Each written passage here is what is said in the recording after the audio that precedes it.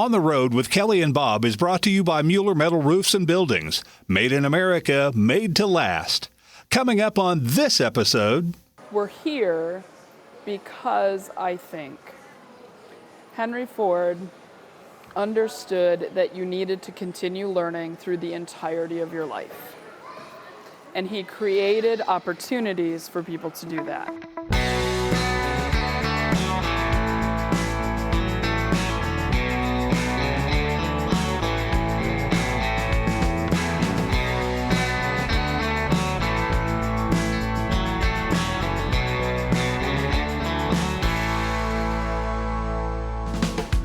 Hi, we're Kelly and Bob Phillips, and we're on the perpetual road trip of America's back roads, where the journey is always the destination.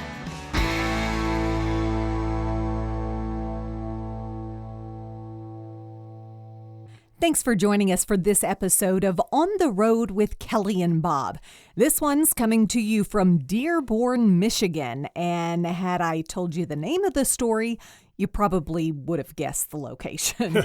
That's because this week we are visiting the Henry Ford Museum of American Innovation, a place that captured the attention of its director today, but when she was just a little girl.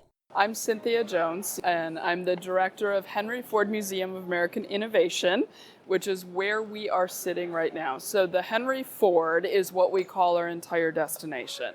And it is an incredible museum complex just outside Detroit in Dearborn, Michigan. I've been here 24 years, and I'm still exploring and discovering every single day. Part of why I'm here is because I came here as a kid. My dad was an engineer, and he worked for Hitachi. And when we would have engineers come from Japan for the year, my mom and I and the wives and all their kids would come down here to this thing called Greenfield Village. And we would show them American history by coming to the Henry Ford. And so many years later, when I had an opportunity to come here and consider working here, I said yes. Because I knew the power of this place. I knew that you didn't have to know anything about our country to come experience this and appreciate this country. The Henry Ford Museum of American Innovation, sometimes just called the Henry by locals, is probably the most interesting and intriguing museum we've ever visited. Now, you might think this place is based on the history and accomplishments of the Ford Motor Company, but far from it. In fact, transportation and mobility are just a fraction of what this place is all about. What it is all about started in the brilliant mind of Henry Ford, the man.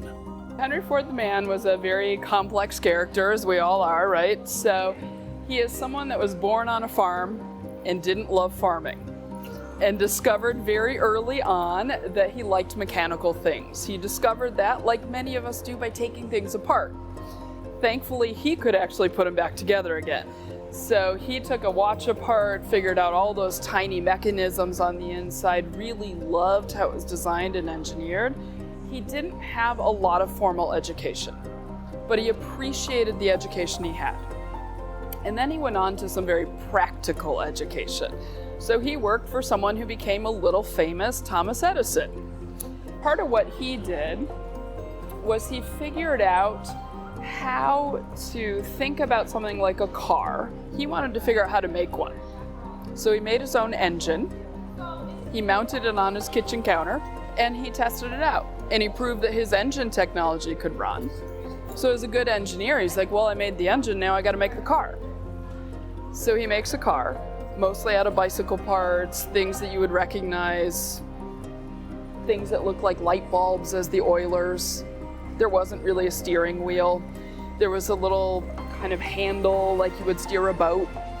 You know, very engineer friendly. You can see all the parts and pieces and where it came from.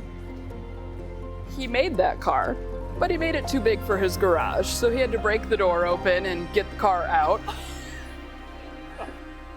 Henry Ford not only figured out how to design and build an affordable car, he figured out a lot of things about our lives, how we live them, and how that could change as time marches on. He was a thinker, and he really thought a lot about the future, and because of that, he often clung to the past.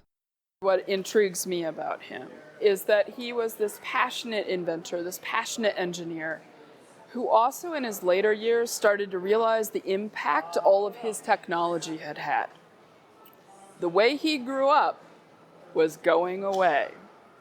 And so he started to pay attention to all those buildings, all those technologies, those spinning wheels, the things of everyday life from his childhood were gone. And so he starts collecting them, and he makes this museum out of those everyday objects, which if you're a museum nerd, which I am, you usually go to museums and you see the best. You see the only. We have a lot of that. We have the best, we have the only. But we also have things that I can relate to, that I can see and go, I understand that. Or maybe I don't understand that at all because it's a technology that's gone and I can study it and I can learn about it. And what fascinates me and keeps me here is that we collect every day. So we are collecting all of those things today. At the Henry Ford Museum, you can experience comedy along with some social commentary on the day from the early days of television. Why, honey, this is the electric age. All you have to do is flip a switch. We flip a switch. I like to see you girls run the house without any of these modern conveniences. And even listen to the way many people got their news before the days of television. Today, a new moon is in the sky, a 23-inch metal sphere placed in orbit by a Russian rocket. Here, an artist's conception of how the feat was accomplished. Some of the exhibits are fascinating, some are humorous, but all are important. And when you consider them as a whole, they make one of the most incredible statements about American society and culture that has ever been made. We also have a whole thing on social transformation. How do ideas shape who we are? So when you come in front of the museum, you come in through a recreation of Independence Hall. So it kind of looks like you're in Philadelphia, but you're not. You're here in Dearborn. Henry Ford chose that very purposefully. It was the idea that made America. That we could be this independent nation, that we could become something called America. So we still collect all sorts of things that are related to political history, but also to social history as we live it. So the Rosa Parks bus, women's suffrage, but also things like, are we going to pay for school lunches? How do you handle food and food equity across America, across time? This place really is the story of America, then. It is the story of America. Is it also the story of changing the world? It is. One of the ways I describe this place, it is the ever-evolving history of the future. So we are constantly trying to create the future, right? So every one of us, every day, we get up in the morning, we have a chance to create our own future, to impact the future. The things that are here, whether it's the ways that clocks evolved, or whether it's the way cars evolved, or whether it's ideas, each of those was someone's idea about how the present and the future could be better. We evolved, and the idea of the future evolved. And I think a place like this is the place you come to figure out how you want the future to be, while learning from, maybe appreciating the past a little more. Are you still learning things in here every day? Every day. Every day.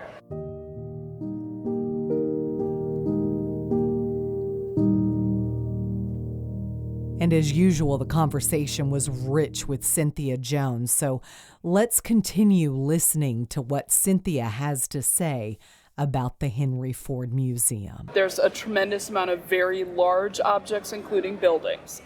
The buildings are mostly located in Greenfield Village, which is our outdoor living history museum. It's about 80 acres. You will spend an entire day there and get a really nice walk in to experience everything. Indoors, Henry Ford Museum, 9 acres. We're huge. Off-site, the Ford Rouge factory tour is about 5 miles away. You can tour Ford's Dearborn truck plant where the F-150 is built.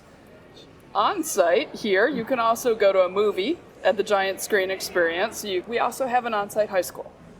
So High school? High school. So we were founded originally not only as a museum but also as a school.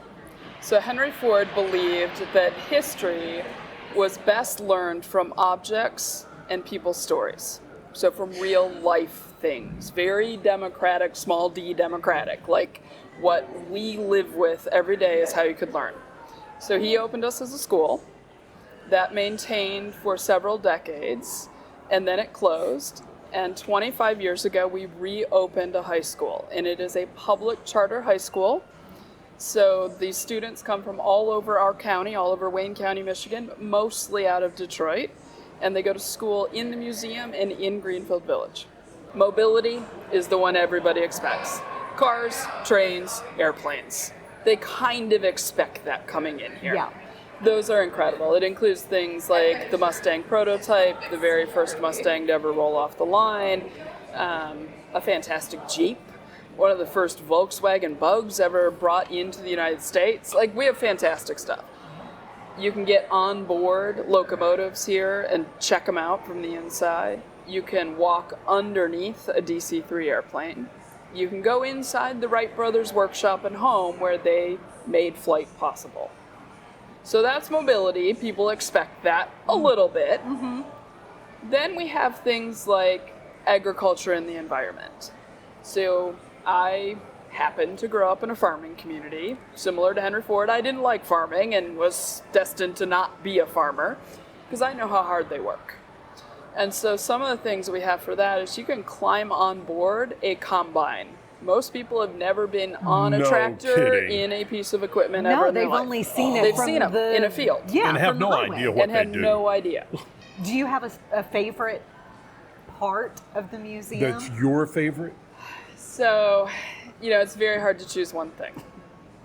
So for a while, the directions to my office were walk to the Kennedy limousine and turn right. That's pretty special. This is the actual Lincoln that he was in on the streets of Dallas when he was assassinated. Yes. Wow. Yes. And what is so special to me about that object is that is within lived memory for many, many, many people. Oh, yeah. It's also going out of lived memory. So when I bring fourth graders here, I have to teach them about the presidency and Kennedy and what this was and what it means. But it's an object that encapsulates so many stories. Safety, visibility, how you get out and about as a famous person. But it is also a fascinating object in itself because it was kept in use after the assassination. Who are the people that come in here? So across our institution annually, about 1.6 or 1.7 million people every year. They come from all across America. They come from Europe. They come from Asia. They come from everywhere. My team has a little game they play. They tell new presenters, new people that are here on the floor, keep a log. Note down the states you talked to this week. Note down the countries that you run into this year. And it is fascinating. And it's all ages, all sorts of different people. So I really feel like part of our core mission is to serve school children. So about 200,000 school kids a year. But it is also to serve families. How do families come here and grandma and their grandkid can have a conversation? Because that can be hard to do, right? It can.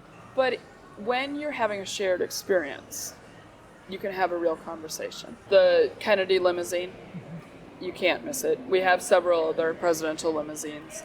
The Rosa Parks bus, if you have not had the chance to sit on the Rosa Parks bus, you need to take it because it is powerful to sit where history happened. The Lincoln chair, so the chair that Abraham Lincoln was in when he was assassinated. So we have a lot of kind of dark moments, but we also have very light moments, joyful moments, experiential moments. So a lot of people have never had a chance to really understand how the automobile came to be. So here you can see the oldest existing American vehicle, 1865. So think about the Civil War.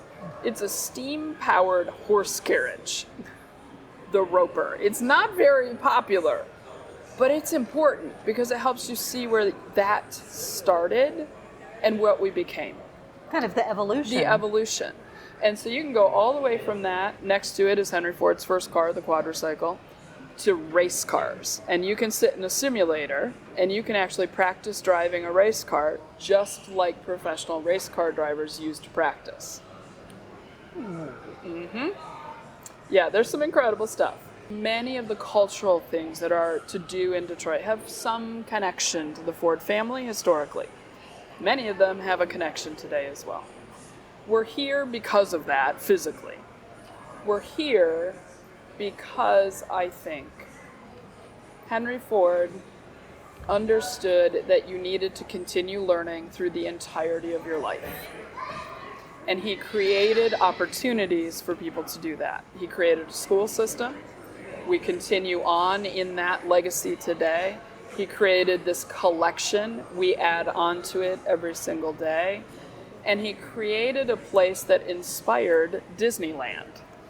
So he decided that a museum could be fun, that it could have a railroad, that it could have cars that you ride in, that you should be able to get inside historic buildings, that you should be able to do things with history. That all inspired Walt Disney. He came here, he was inspired by it. He made a little thing called Disneyland and Disney World. So I think it is the place that inspired so much, and hopefully it can inspire our guests. So one day I found this early children's bouncy chair.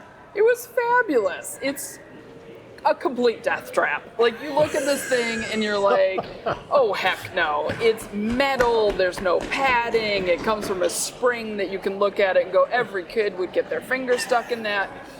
And yet, it was, I'm sure, the best of its kind at the time. And I bet every mom was like, oh, thank God I can put the kid in that while I go do whatever chore you wanted to go, right? While I do a load of laundry. But they're not going to allow that thing on the market these days, knowing what we know now. Heck no, right?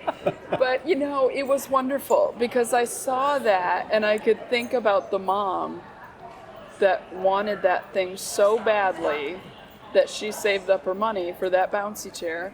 And I could think about the kid that survived in that bouncy chair and maybe how they thought about risk differently than I think about risk. So we have a whole display that has seatbelts and safety seats for kids. I often ask people, like, would you use that today? And they look at it with horror on their face, right? But it was the best opportunity to keep your kids safe at the time. At the time. At the time. Was the idea for this place to be experiential, was that all Henry Ford? That was Henry Ford. He didn't want a museum where people could look but not touch. There were some things he knew you just look at them because Sure. they're fragile. Right. But he believed in this idea of learning by doing. So when he first moved Edison's laboratory into Greenfield Village, that was where science class was held. Now, we do not hold science class in Edison's laboratory today. We are preserving it. We're preserving it. We're treating it a little differently. But we still teach you. So we have a demonstration of Edison's phonograph. And so we'll play it for you. We'll show you how you could record sound. And so we still believe that even if you can't do it directly, we'll show you how it's done as best as we can. Our farmers get up every morning and they take care of all the crops and all the animals here on site. We do it in several different time periods. We have the 1700s, we have the late 1800s, we have the 1930s. We're a history museum, sure. We care about the past, we're preserving it. But we care as much about the future. We care as much about what America becomes, who we become, how I can be a better person tomorrow. And we can tell you, if you have not been to the Detroit area, to go to the Henry Ford Museum. This is definitely a visit. ingenuity, innovation that helped shape America. It's all right there. It's huge. You will probably want to take a day or two, but there's something for the entire family, so highly recommended. Again, thanks for joining us for this edition of On the Road with Kelly and Bob. You can listen anywhere you get your podcast, or better yet, download that free Odyssey app. You can listen anytime, anywhere.